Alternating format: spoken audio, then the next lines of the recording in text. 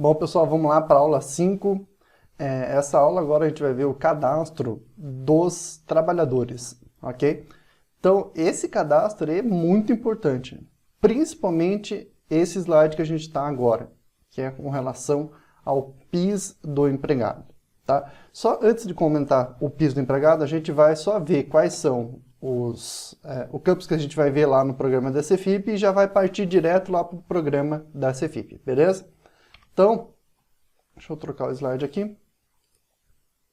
Ó, a gente vai ver o campo PIS, tá? Campo PIS, PASEP, ou inscrição do contribuinte individual. Nome do trabalhador, quais são as principais categorias que a gente utiliza lá na Cefip.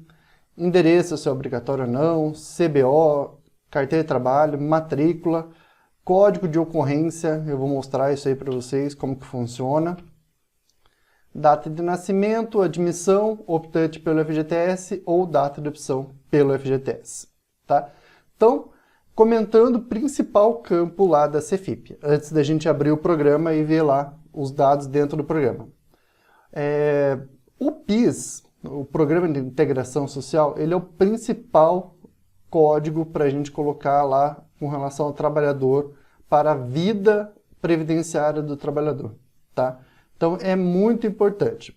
Então, para os vínculos sócio e autônomo, eu posso utilizar aquele número que a gente tira lá do site do INSS, que é o NIT, que é o número de inscrição do trabalhador, tá? E isso a gente consegue utilizar dentro da Cefip. Porém, para vínculo CLT, empregado, aprendiz, é impossível a gente usar o número do NIT, ok? Por quê? Ele vai passar esse número pelo programa da Cefip e vai ser validado. Porém, a gente tem outras obrigações acessórias dentro do departamento pessoal. Por exemplo, o CAGED. O CAGED, o Cadastro Geral de Empregados e Desempregados, ele não vai aceitar o número do NIT, tá? Então, a gente faz a Cefip toda, manda, paga fundo de garantia, tudo mais, declara o INSS. Chega na hora de mandar o CAGED, a gente manda, ele vai dar erro, a gente vai ter que retificar tudo. Vai ter que retificar o programa da Folha, vai ter que retificar o Cefip, o CAGED, etc, etc, etc. Beleza? Então, muito cuidado mesmo. Então, a gente tem histórias, né, que a gente sabe, né, dos cursos que a gente dá, ou dos colegas que trabalham, que o funcionário levou o PIS errado, o funcionário levou o PIS da mãe. Enfim, tem várias histórias lá, né, que a gente sabe que o transtorno é enorme. A única forma de retificar esse número do PIS na Previdência Social para o cara conseguir se aposentar, para fim de auxílio-doença, de qualquer coisa, é mandando todas as CEFIPs novamente, como retificadora. E mandando todas as CEFIPs novamente, a gente vai ver que a gente vai ter que mandar toda a CEFIP mesmo. Né? Então, a gente tem que mandar todos os fatos geradores, como a gente já viu na aula passada, todos os fatos geradores antes enviados já. Então, imagina o transtorno só por causa de um número do PIS. Tá? Então, qual que é o meu conselho com relação ao número do PIS? A única forma, por enquanto, é que o empregado lá na admissão, ele traga da Caixa Econômica um extrato atualizado do PIS. Tá? Ah, mas o empregado não tem PIS. Aí é outra história. Se o empregado não tem PIS, a gente vai gerar um PIS para ele, tá? Mas, se ele já tem o PIS ou não, independente, lá no processo de admissão, é necessário que o empregado vá na Caixa Econômica e tire o extrato do PIS. Mesmo que ele diga para você, eu não tenho PIS, ou o meu PIS está na carteira de trabalho. Eu já vi milhões de PIS de carteira de trabalho incorreto, no Brasil inteiro eu já vi isso. Então, não dá para considerar. Por exemplo, aquele número de PIS anotado a lápis na carteira de trabalho nem se fala, né? Pelo amor de Deus. Outro exemplo que a gente vê, aquele PIS grampeado no fundo da carteira, que o lá pode ter sido alterado 30 mil vezes já, então esquece aquele número do PIS. A única forma de eu ter certeza do PIS ativo do empregado é lá na Caixa Econômica, tá bom? Então, lá na Caixa Econômica, o empregado vai, tira o extratinho do PIS. É chato, demora, a Caixa Econômica tem um atendimento demorado nisso aí, mas enfim, é a única forma de a gente ter certeza que aquele PIS é do empregado, tá bom?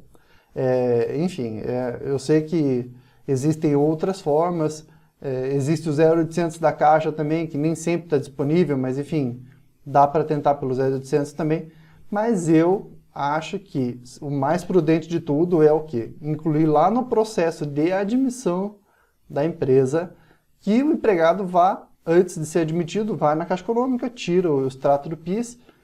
Se tiver algum dado incorreto lá, ele já arruma, inclusive, por exemplo, a mulher que mudou de nome porque casou, enfim, vai lá e já altera o nome, já altera e já deixa tudo certinho, tá? Então ele já aproveita e já faz isso. Tá bom, povo? Lembrando sempre que esse serviço não pode ser cobrado pela Caixa Econômica. No Brasil inteiro eu vejo também que a Caixa Econômica cobra um valor irrisório, só para o empregado desistir e ir embora e não pedir o extrato. Tá? Então, a dica é, se acontecer isso, o empregado peça a nota fiscal, né? Já que é um serviço, a Caixa emite a nota fiscal. Na hora eles mudam de ideia e não cobram, né? Que isso enfim, é um serviço que eles recebem do governo federal e eles são obrigados a prestar esse serviço para o trabalhador gratuitamente, né? Não é gratuitamente, inclusive, né? Porque quem paga é o governo e a gente que paga o governo. Enfim, né? Quem paga essa conta acaba sendo nós mesmos. Mas, vamos lá. Vamos lá para o programa da Cefip e vamos ver os dados que a gente importou naquele arquivo que já está importado lá no nosso programa, tá? Então, eu cliquei aqui em cadastro, cliquei na empresa aqui para abrir, né? E vou clicar em cima do João da Silva para a gente mostrar os dados, tá? Então, o João da Silva, ele tem aqui o PIS, PASEP, que é o campo que eu acabei de comentar com vocês, que é um campo importantíssimo, tá? É um campo importantíssimo. Isso aqui vai bater em toda a vida funcional do empregado, não só previdenciária, tá? Por exemplo, vai bater no seguro-desemprego, vai bater no abono salarial, né? Quando a gente mandar a RAIS. Enfim, isso aí acaba com a vida dele se a gente mandar um número errado. Isso é bem importante, tá? O nome do empregado. O nome do empregado ele tem que ser completo, tá? A gente não pode abreviar esse nome do empregado. Por que não pode abreviar?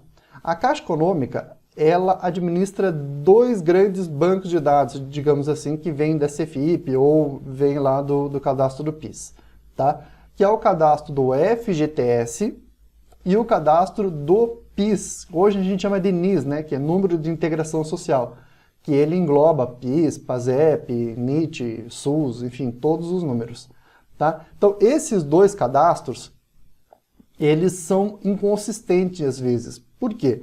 Porque a trabalhadora muda de nome porque casou, ou o cadastro que veio para a Caixa Econômica já estava incorreto, por exemplo, o cadastro do SUS foi para a Caixa Econômica, muito falho, muito incorreto. Então, a Caixa Econômica fez o quê? Para cruzar essas informações e ver o que estava certo, o que estava errado, ela fez um bloqueio lá no Conectividade Social. Ou seja, se o nome do empregado estiver incompleto ou incorreto, não estiver batendo com o nome do PIS, se o nome do fundo de garantia não estiver batendo com o nome do PIS, ele vai dar uma inconsistência e eu não consigo acessar a conta do empregado lá no Conectividade Social. Para tirar extrato para fins de rescisão do FGTS, para, por exemplo, fazer a movimentação dele para ele poder sacar o fundo de garantia. Então, ele fez esse bloqueio e, através disso, ele força as empresas a arrumarem esse cadastro. Okay? Inclusive, lá no Conectividade Social, existe um relatório de inconsistências cadastrais, que a gente pode tirar esse relatório para arrumar essas inconsistências. Okay? Então, a gente pode arrumar através de RDT ou pedindo para o empregado, se for um problema no PIS, né? Pedir para o empregado ir lá e arrumar os dados dele lá no PIS. Ok? Então, isso é importante. O nome do empregado deve ser sempre completo, tá? Para evitar problemas. Categoria. Então, a categoria, o João da Silva, por exemplo, ela é categoria 01, que é categoria empregado, tá? A gente vai falar sobre as principais categorias, né? Mas a categoria 01, com certeza, é a principal. Nessa categoria, o empregado vai recolher, vai receber lá, né, o FGTS 8%, e vai ter descontado do seu salário o INSS limitado ao teto de 11%, né? Então vai estar lá enquadrada na faixa de 8, 9 ou 11 e limitado ao teto de 11% sobre a última faixa, né? E a parte empresa vai depender do tipo de empresa, né? Empresas do Simples e empresa do tipo filantrópica, né? Essas empresas elas não têm a parte patronal do recolhimento, ok? E as empresas normais, né? As empresas que não têm isenções, não são imunes, elas vão ter a parte patronal igual a gente viu lá no enquadramento da empresa, beleza? Vamos ver um outro aqui, Júnior José. O Júnior está da categoria 07. Aqui na Cefip está escrito menor aprendiz ainda, né? Hoje a gente sabe que não é mais menor aprendiz que a gente fala, é aprendiz, porque ele, dependendo do programa de aprendizagem, ele pode ficar até 24 anos na empresa. Então, o 07 aprendiz, diferencial dele é o fundo de garantia. O fundo de garantia dele a gente vai descontar, não, a gente vai recolher 2%, ok? INSS normal, como empregado normal, tá? Vamos ver aqui o quebra-galho. Quebra-galho é a categoria 13, contribuinte individual, trabalhador autônomo, tá? Então, esse quebra-galho, ele fez o quê? Ele prestou um serviço lá para empresa XPTO, a empresa teste limitada. Okay? Então, ela prestou um serviço, ela vai receber via RPA, que é o Recibo de Pagamento de Autônomo, ok? Esse cara aqui, ele pode ter um NIT, por exemplo. Não tem problema se ele informar um PIS ou um NIT, tanto faz. Por quê? Porque ele não tem fundo de garantia. Então não vai ter ele no CAGED, não vai ter problema nenhum, tá bom? Vamos ver uma outra categoria, manda-chuva forte. Manda-chuva forte é categoria 11, contribuinte individual, diretor não empregado e demais empresários sem FGTS, tá? Então, esse cara é o sócio, que ele vai receber só pro labore, tá? Então, ele não tem fundo de garantia, vai receber pro labore. A gente vai ver o cálculo dele certinho também, quando a gente cruzar o arquivo da Cefip com a folha de pagamento, tá? Então, essas são as principais categorias. Eu tenho outras categorias? Claro que eu tenho. Tem as categorias avulso, tenho diretor com fundo de garantia, tenho estatutários, cedidos, enfim. São outras categorias que eu também tenho nessa listagem, inclusive está lá no manual da Cefip, tá? Mas essas categorias que eu comentei com vocês são as categorias que aparecem mais nas nossas folhas de pagamento, ok? Então, se você tiver alguma outra categoria que você queira uma explanação maior, escreve aí pra gente que a gente conversa, a gente manda mais informações para vocês, beleza? Mas essas categorias que eu estou comentando com vocês, com absoluta certeza, 98% das empresas é o suficiente, tá? Endereço do trabalhador. O endereço, como vocês estão vendo aqui, ele não é obrigatório, tá? Ele não é obrigatório. O que os sistemas de folha fazem normalmente? Eles pegam e preenchem esse dado só na admissão. Para quê? Para o empregado ter esse endereço lá no cadastro de fundo de garantia. Ele recebe a cartinha em casa, aquela coisa toda, com o extrato do FGTS, tá? Mas não é obrigatório, ok? CBO. O CBO, ele sempre vai ser com 5 dígitos aqui, sempre vai ter um 0 à esquerda, não sei porquê, né? Mas está lá o 0 à esquerda. E aqui os 4 próximos dígitos, eles correspondem à família do CBO, tá? Então eu nunca vou ter lá nenhum dado fora a família do CBO para a Cefip, tá bom? Aqui eu tenho a carteira de trabalho e a série, que vem lá no cadastro do trabalhador. Matrícula. Também não é obrigatório, mas a maioria dos sistemas de folha já preenche isso automático com a matrícula do empregado. E aqui, o código de ocorrência. Então, o código de ocorrência eu tenho que mostrar para vocês com mais calma, tá? Eu vou dar um alterar aqui só para mostrar a lista para vocês, tá? Então, eu lá no meu cadastro do empregado, eu coloco essa informação em algum lugar no meu sistema de folha. Então, tem lá, sem exposição a agente nocível, trabalhador nunca esteve exposto, tá? Ou não exposição a agente nocivo, trabalhador já esteve exposto. tá? Então essa é uma informação que eu tenho que pedir lá na admissão, tá? A maioria dos trabalhadores se encaixam nessas duas aqui.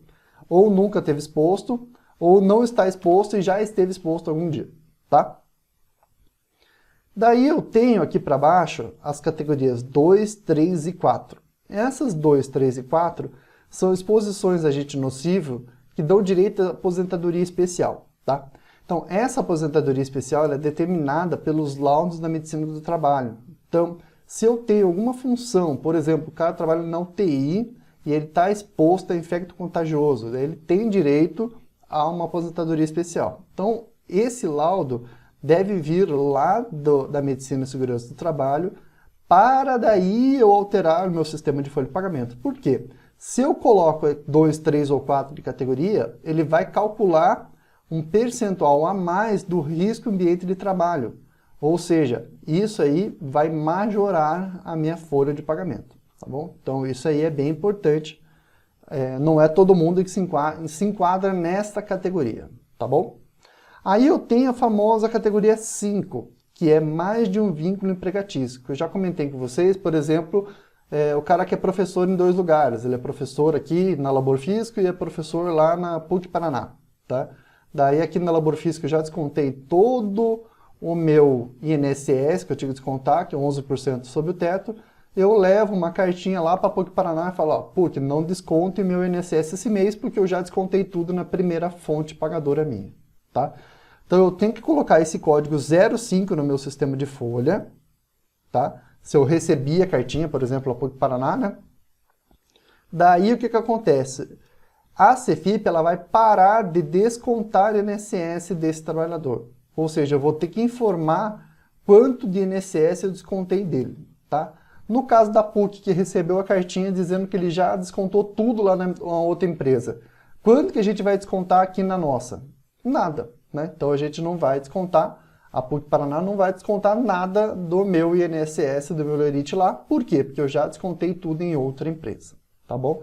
Então esse campinho a gente já vai ver também lá na frente, lá no movimento financeiro do empregado, aonde que a gente informa esse cara aí, tá? E as categorias para frente aqui, ó, 6, 7, 8, acontece quando o cara é múltiplo vínculo, ou seja, ele tem 2 trabalhos, e os 2 trabalhos dão direito à aposentadoria especial, tá? Então, é a mesma coisa que o 2, 3 e 4, porém, ele também, né, tem múltiplo vínculo. Beleza, pessoal? Então, eu vou deixar ele aqui como estava, que era no 6 posição agente nocivo. Vou dar um salvar aqui. Ok? E aqui embaixo eu tenho as datas, data de nascimento do empregado, data de admissão, e optante pelo FGTS, ele é sempre optante a partir da Constituição de 88, tá? Então, essa data ele sempre vai preencher igual a data de admissão de 88 para frente. Antigamente a gente tinha opção pelo FGTS, né? A gente podia optar, mas hoje não opta mais. Beleza, pessoal? Então, é isso aí. Esse cadastro é extremamente importante. Se eu pudesse, eu colocava todas as pessoas do universo que fazem a admissão para ver isso que eu estou falando, né? Para que a gente não tenha problemas na CEFIP. Porque o cara faz a admissão, daí às vezes não é a mesma pessoa que faz lá, né, o final do processo, que é a CEFIP. Aí você vai lá fazer o CEFIP, está atrasado. Esse mês, por exemplo, carnaval, foi uma loucura. Então, é difícil, né? Então o cara vai lá, coloca um PIS errado, coloca o nome incompleto, categoria errada, enfim, daí tem um trabalhão para retificar. Tá bom, povo? Então é isso aí. Então eu aguardo vocês na próxima aula, aula 5, que a gente já vai começar a ver o movimento financeiro da empresa. Beleza, pessoal? Até daqui a pouco.